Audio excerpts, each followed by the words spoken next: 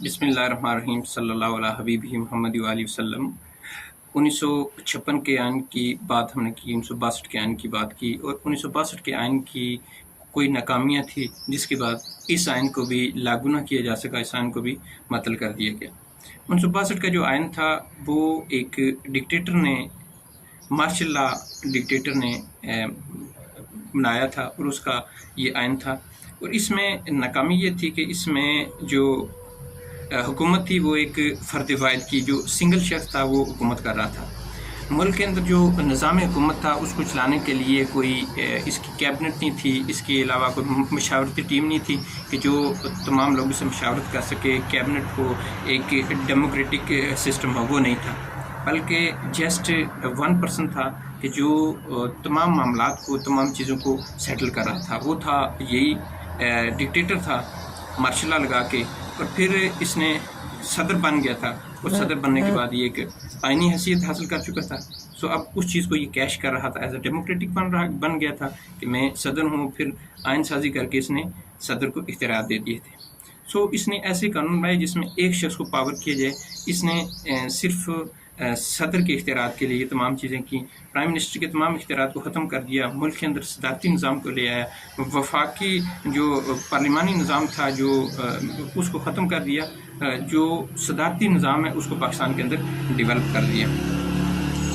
اور اس کے علاوہ اس میں کوئی اکاؤنٹیبلٹی نہیں تھی، کوئی چیکنگ نہیں تھی۔ جو اختیارات، جو چیزیں صدر کر رہا تھا وہ منوان تسلیم کرنی پڑتی تھی، وہ کرنی پڑتی تھی۔ اس میں کسی بھی قسم کی کوئی رد و بدل، کوئی چینجنگ نہیں ہو سکتی تھی۔ نہ ہی اس کو کوئی کیبنٹ، نہ ہی اس کو کوئی مشاورتی ٹیم تھی کہ جو مشاورت کرتی۔ اس کو مشورہ تو دیا جا سکتا تھا، لیکن جو چیزیں احکامات جاری کرتا اس پہ کوئی مشاورت نہیں ہوتی تھی، بلکہ یہ اپنی مرضی سے فیصلے جاری کرتا رہتا تھا۔ پھر اس کے علاوہ جو صوبے تھے ان کے جو اختیارات تھے ان کو محدود کر دیا تھا۔ وفاق کے جو اختیارات تھے ان کو زیادہ کر دیا تھا۔ ایوب خان نے جو پاکستان کا جو کیپٹل ہے وہ کراچی میں تھا، اس کو وہاں سے منتقل کیا تھا اسلام آباد میں۔ اسلام آباد نیا کیپٹل بنا تھا۔ ایوب خان نے جو وفاق ہے اس کو تمام اختیارات وفاق کو سونپ دیے تھے۔ وفاق کو برتری تھی صوبوں کے اوپر ہر لحاظ سے۔ ان میں کرنسی ہوگی، ان میں آپ کے جو مالیاتی امور ہوگے، ان میں آپ کے داخلی امور ہوگے، خارجی امور ہوگے، ان سب میں جو اختیارات تھے وہ صرف اس کے پاس، وفاق کے پاس تھے، اور کسی صوبہ کو یہ اختیار نہیں تھا کہ وہ وفاق کے معاملات میں دخل اندازی کر سکے۔ اور اس کے بعد جو حکومت کے اندر جو پارلیمنٹ تھی، پارلیمنٹ کو اس نے یک ایوانی کر دیا تھا کہ ایک ایوان ہوگی، 2 ایوانیں نہیں ہوں گی، کیونکہ جس وقت 2 ایوانیں ہوتی ہیں وہاں پہ سکروٹنی زیادہ ہوتی ہے۔ قانون پاس ہوتا ہے اس کو پہلے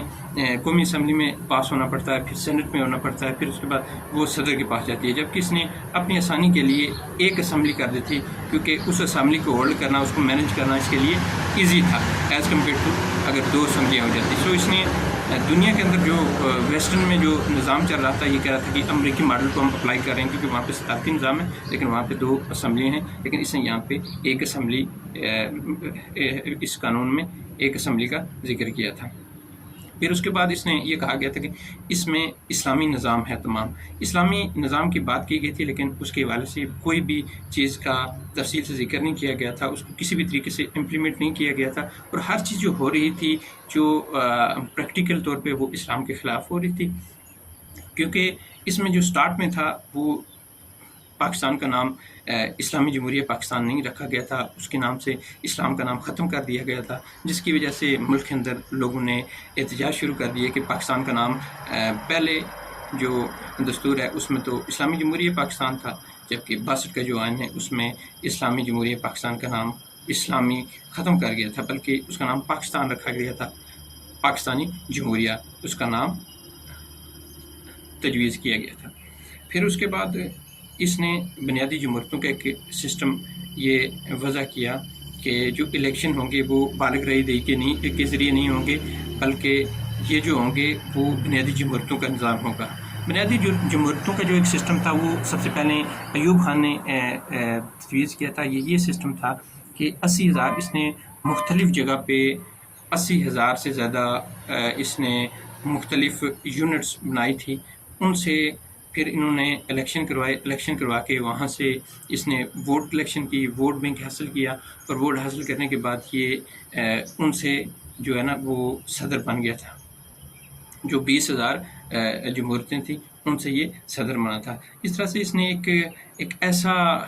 سسٹم لایا تھا جس میں کہیں بھی جمہوریت کا کوئی عمل دخل نہیں تھا، اور آخرکار اسی کو وہ استعمال کر کے ایک سیاسی عہدے پہ وہ بیٹھ گیا اور ایز اے صدر اپوائنٹ ہو گیا،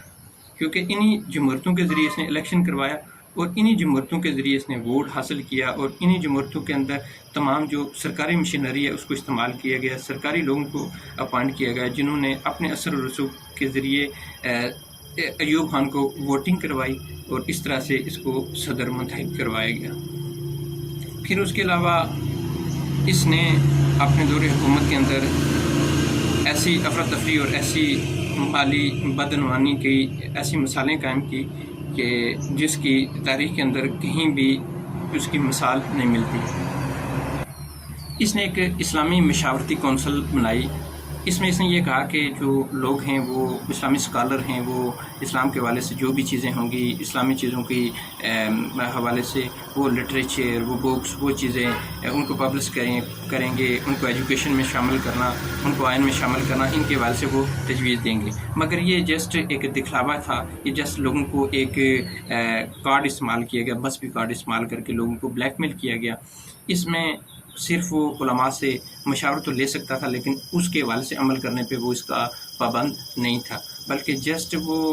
ون مین پاور شو تھا جس میں وہ سب چیزیں خود ہی کر رہا تھا، لیکن صرف لوگوں کو مختلف جگہ پہ اپوائنٹ کر کے، ان سے مشورے کر کے، ان کو میٹنگ کر کے یہ چیزیں باور کروا رہا تھا کہ یہ جو کچھ ہو رہا ہے لوگوں کے ساتھ مشاورت کے ساتھ ہو رہا ہے۔